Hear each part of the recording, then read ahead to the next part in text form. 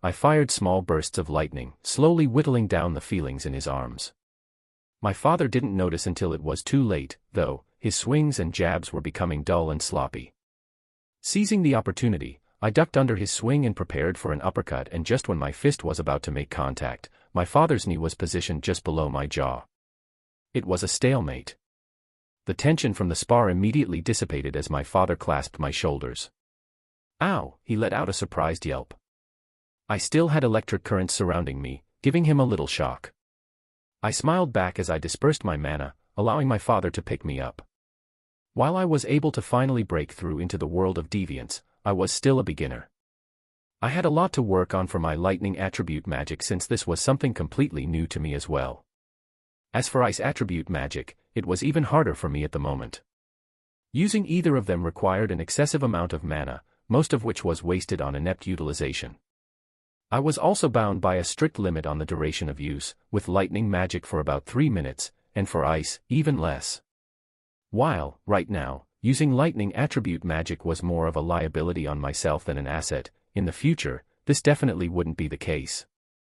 The reason why only very few mages were able to transcend the basic element that they were adept in and into its higher form was that the higher form was completely different and incomparably more difficult.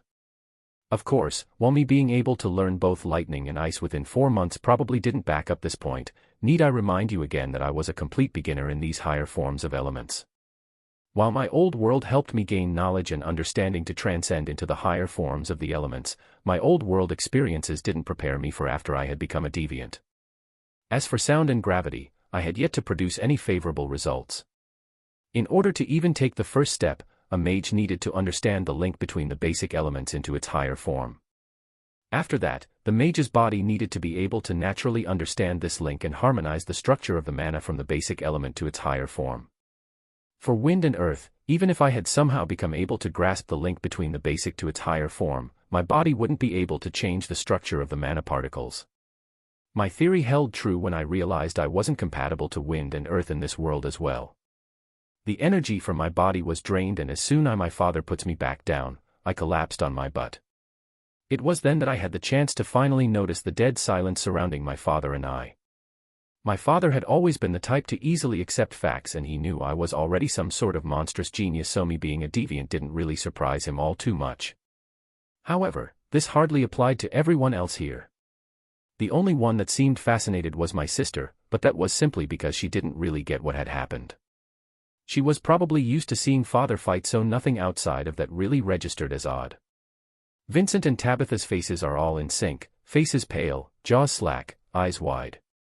My mother had her hands covering her mouth in shock, while even Lilia knew that what I did wasn't normal. Compared to my father's excited yet unsurprised acceptance, this reaction was more so within my expectations. Ha ha. Surprise. I threw up my arms, laughing weakly. Coo. Sylvie scampered towards me, giving me a concerned gaze, as if asking, "Are you okay?" Papa. Vincent was the first to speak up. Deviant, he managed to spew out. My God. Tabitha just sighed in astonishment. So, Art. When exactly did you learn that new trick? My father asked, more in curious tone than one of shocked bewilderment. Shaking his head while ruffling my hair. Not too long ago, Dad. I can barely control it, though, I replied sheepishly. We all made our way back into the living room, where we all situated ourselves around the dining table. Ray, your son. Do you realize the kind of future he has? He's only 8, but he's already stronger than a veteran B-rank adventurer, Vincent said, hardly able to contain his excitement. My father scratched his head. This is crazy. I thought that him awakening at the age of 3 was already terrifying, but to think he would become a deviant as well. What? He awakened at the age of 3. Tabitha cried out, bolting up from her seat. My mother just nodded at this. Arthur managed to blow up most of our house in the process. Both my father and Vincent leaned back, sinking in their chair as they let out a sick sigh. Papa.